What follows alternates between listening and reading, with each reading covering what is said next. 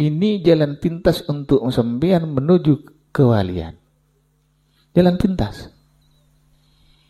Tapi jangan bocor. Kalau bocor, ya saya tidak tahu. Saya sudah ngasih tahu kan. Sampean kan ingin cepat, prosesnya cepat. Kalau sampean betul-betul tidak bocor, 2 tahun komplain sama saya, pasti sampean diangkat. Kalau tidak diangkat, berarti bocor. Saya akan tunggu di langit, saya akan tunggu di majelis. Kalau tidak ketemu, silahkan komplain.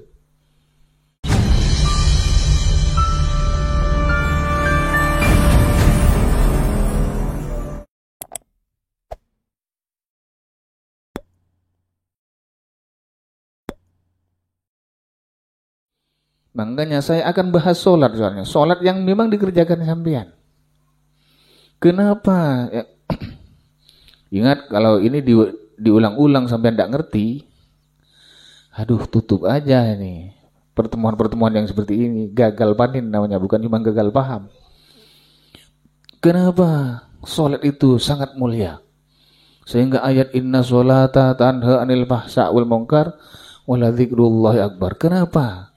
Kenapa ada pendapat ulama dan pendapat orang tua terdahulu? Sebelum hisab yang lain, maka hisab sholat yang dihitung dulu. Memang luar biasa. Tapi kenapa sampean tidak anil fahsya wa munkar padahal sampean orang bersolat? Di mana yang sampean tidak sampai? Dan seperti apa yang seperti itu? Ini kan pertanyaan. Kalau sampean sholatnya bagus, sampean kaya. Sampean selamat dari musibah. Sholat, jangan bahas yang lain. Ini bahas sholat, masuk. Yang sampean sholat apanya? Kalau sudah mau masuk ke situ, bahas sholat 1 minggu tidak akan selesai. Tapi kan harus dibahas. Tahun lalu saya tidak membahas sholat, tapi memberikan tentang sholat, memberitahu tentang sholat. Sholat ini yang seperti ini, yang benar seperti ini. Karena saya setelah mengaji tentang sholat, sholat itu tinggi memang, berat pemahamannya. Sampean harus satu, secara zahir dulu, dan pikiran harus ma'rifatullah bil af'al.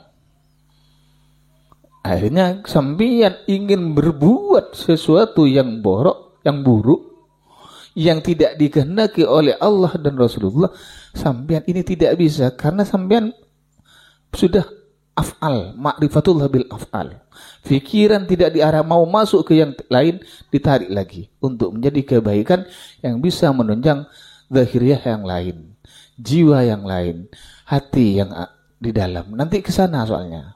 Itu yang disebut ma'rifatullah bil af'al. Tahu sesuatu yang kita kerjakan yang dilarang itu dilarang oleh Allah. Makanya disebut ma'rifatullah bil af'al. Itu secara zahir. Secara jasmani.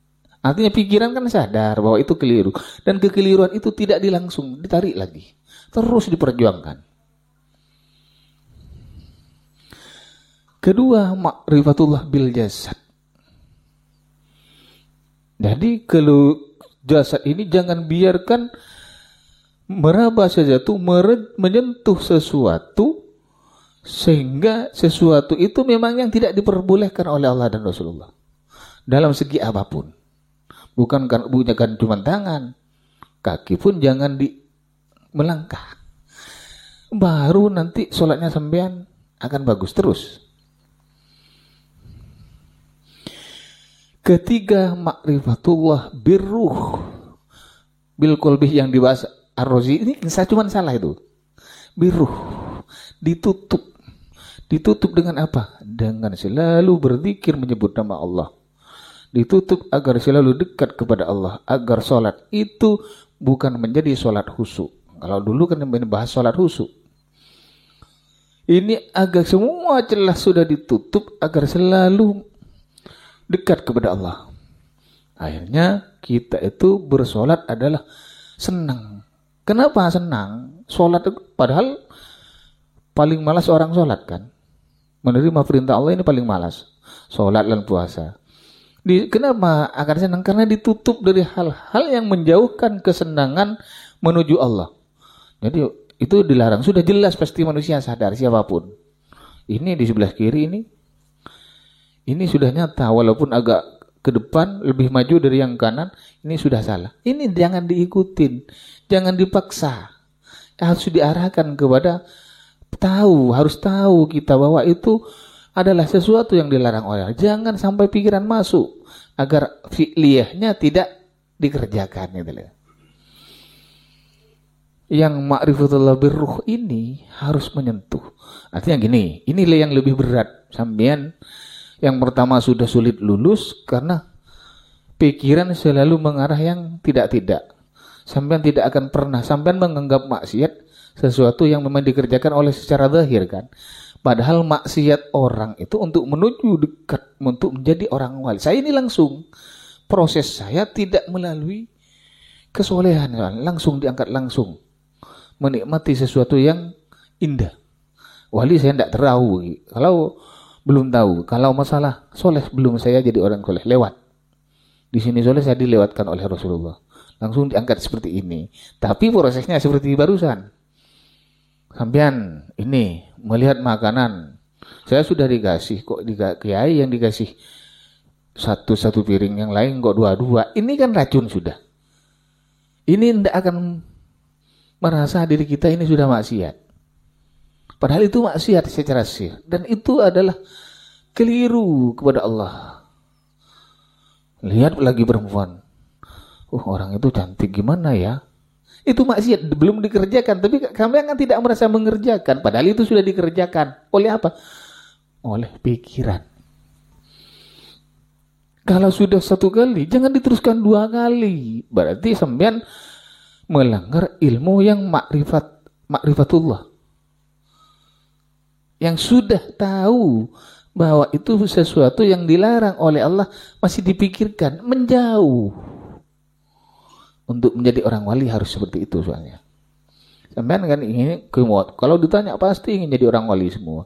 Pasti ingin jadi orang soleh semuanya. Itu pasti. Kalau yang tidak mau, mengajukan tangan aja dulu sebelum saya teruskan. Siapa yang tidak mau? Nah, dim kan? Makanya didengarkan. Artinya kebiasaan pola pikir itu tarik. Jangan diteruskan kalau sudah dipikir tidak boleh, dilarang oleh Allah dan Rasulullah. Jangan dipikir itu, jangan diteruskan. Kalau terus pasti afiliyahnya akan bekerja juga. Ini ada 3 unsur tapi berkesinambungan. Ketiga adalah ma'rifatullah birruh. Jiwanya sampean ini harus tahu bahwa di dalam diri sampean adalah tajallinya Allah itu sendiri. Jangan sampai tajalli itu dibawa kepada sesuatu yang memang sesuatu itu tajalli bukan kesukaannya. Makanya bisa hatinya orang itu hitam karena seperti itu.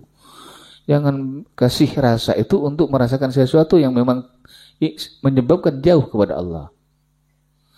Kalau sampean ini sudah bocor, maka ini akan bocor. Kalau sudah ini kedua-duanya bocor, ini tidak bisa melindungi yang ada iman kan di dada.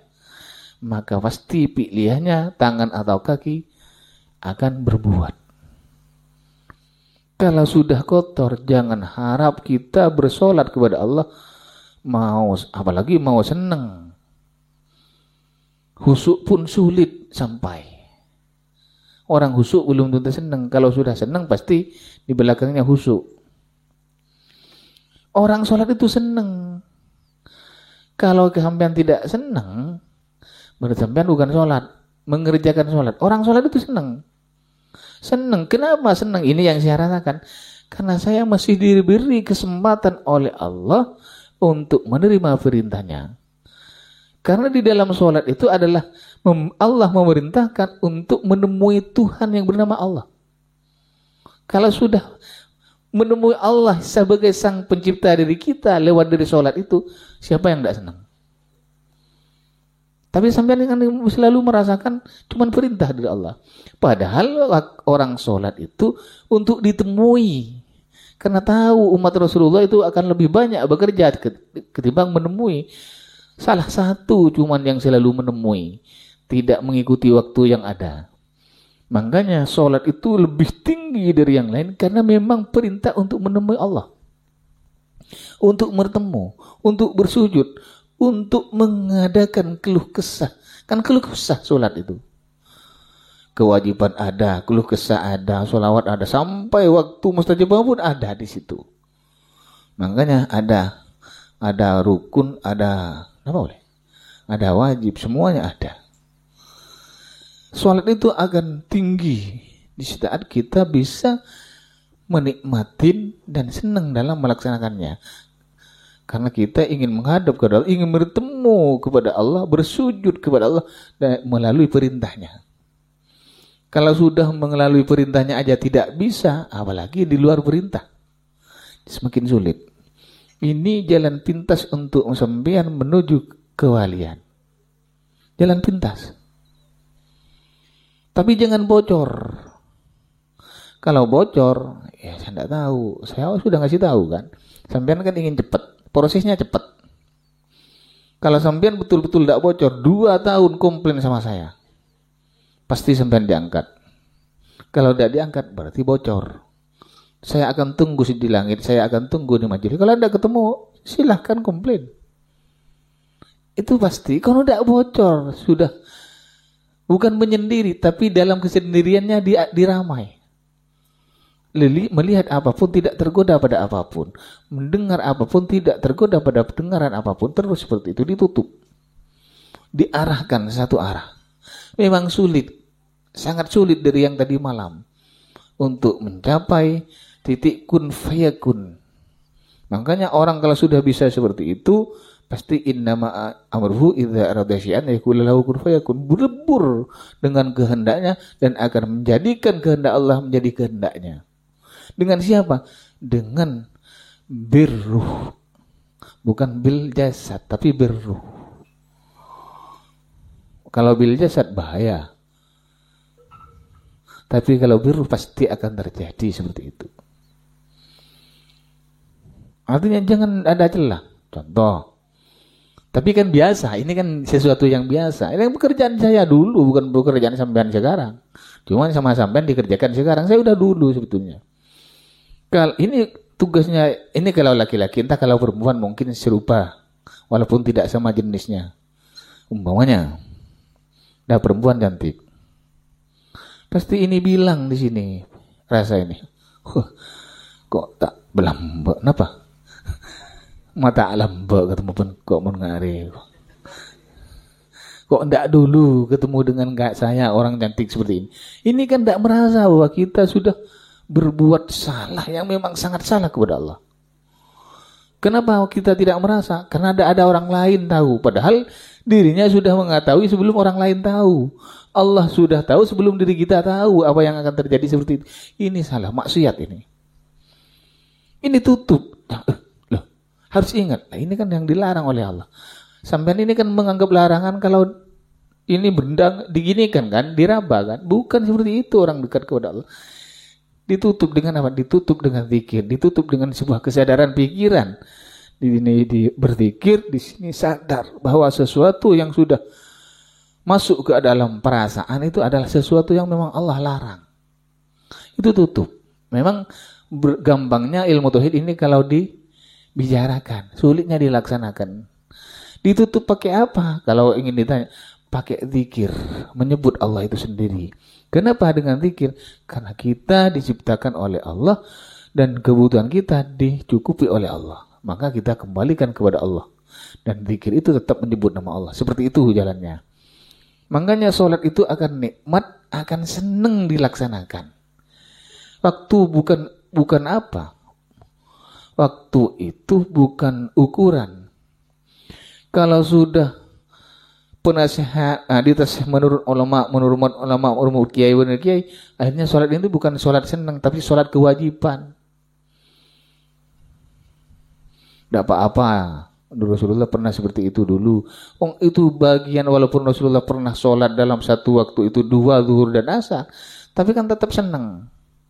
Kalau sampean kan bukan senang mengumpulkan, tapi senang ke pekerjaan yang lain, sehingga lalai pada yang pertama kewajiban itu. Akhirnya kumpul. Kalau sudah ditinggalkan menjadi 3, setelah 3 ditinggalkan terlalu banyak. Harus seperti itu, nutup celah. Jadi panggilan azan itu akan masuk pada jiwa kita untuk menuju kemenangan yang sebenarnya. Untuk mencapai hayya 'alal falah. Tapi harus hayya 'alas shalah. Tutup semuanya. Pelaksanaan orang Arab itu benar. Langsung ditutup. Tapi kan untuk menuju kemenangannya bukan ditutup dagangannya sebetulnya. Bukan fi'liyah yang seperti itu aslinya. Tapi ini dan ini. Jiwa itu ditutup, bukan cuma dagangannya, hakikatnya yang ditutup, tapi di dalam menuju keluar. Ini kadang kebiasaan bisa ditutup, kalau tidak ditutup kan dibicarakan sama tetangga yang lain. Ada yang seperti itu, ada mungkin yang memang super juga, tidak tahu. Cuman pada jiwanya kita, jiwa kita ini dibungkus. Sampai itu senang menerima sholat, menerima puasa, diperintah zakat, senang, sangat senang. Menyatu dengan kesenangan karena Allah itu memerintahkan sholat kepada Rasulullah dan umatnya memang untuk ditemui. Tapi sampean pertemuan dengan Allah selalu ditinggalkan. Mana bisa, jangan berharap jadi orang wali. Tetap wali murid nanti. Wali juga.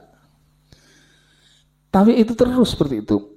Ingat bahwa kita dipanggil oleh Allah. Memang dipanggil untuk menghadap. Bukan menghadap zahir. Kalau cuma ini. Tapi batin, rasa dan perasaan. Harus dihadapkan kepada Allah. Dan yakinin bahwa kita sedang menghadap kepada Allah dalam bentuk rasa. Allah menzahirkan dirinya lewat rasa itu sendiri. Paham bahasa seperti ini tak? Allah menzahirkan dirinya di waktu kita sholat lewat dari rasa yang sampean rasakan itu. Paham bahasa seperti ini, Nus? Lah makanya saya selalu bilang, belajar ilmu Allah itu memang sulit karena ada bahasa yang tak bisa pakai bahasa lain soalnya. Saya tidak ngerti, mau pakai bahasa lain takut salah. Jadi kalau bersolat agar sampean mendapatkan sebuah kenikmatan, bukan sebagai kewajiban, tapi kenikmatan. Di saat ada kenikmatan, wajib itu yang mengiringi kenikmatan, bukan kenikmatan mengiringi kewajiban. Tapi kenikmatan itu diiringi sebuah kewajiban. Paham seperti ini tak? Bahasa seperti ini bisa dipahami. Walaupun dicatat kalau tidak paham gagal panen ini. Ini sekarang waktunya sholat. Saya ini kan sudah merasa senang. Karena ini panggilan dan pertemuan yang memang Allah harapkan. Dan Allah berikan. Karena ketemunya Rasulullah dengan Allah karena sholat. Saya sebagai seorang umat Rasulullah dan hamba Allah, saya merasa senang lewat dari pertemuan itu. Karena pada waktu itu saya ini adalah sudah mi'raj. Mempertemukan jiwa saya dengan Allah. Itu kan mi'raj. Menuju ke Allah. Kalau sampai tidak menuju Allah sholat, ya tidak bisa. Kapan menangnya? Nah, setelah itu sarannya menghadap Allah bahwa Allah itu hadir. Yang al-zahir wal batin kata Cijadili bukan zahir seperti melihat Yunus, bukan. Tajallinya Allah itu Allah mentajallikan dirinya di dalam diri manusia adalah lewat rasa. Makanya di saat kita sholat, jiwa kita itu adalah menghadap kepada Allah, merasakan bahwa kita sedang bersujud kepada Allah yang memerintahkan sholat itu sendiri. Paham? Paham kok? Bahasa unik, pakai bahasa lain tidak bisa. Jadi kita itu harus merasakan. Masa tidak bisa merasakan? Perasaan yang kita bersujudin itu, bahwa rasa itu memang tajalli dari Allah, yang sampean tidak melihat rasa itu sendiri walaupun dalam sampean. Tapi perasaan sampean sudah merasakan ada rasa yang disembah. Yang disebut zat itu sendiri yang bernama Allah. Paham?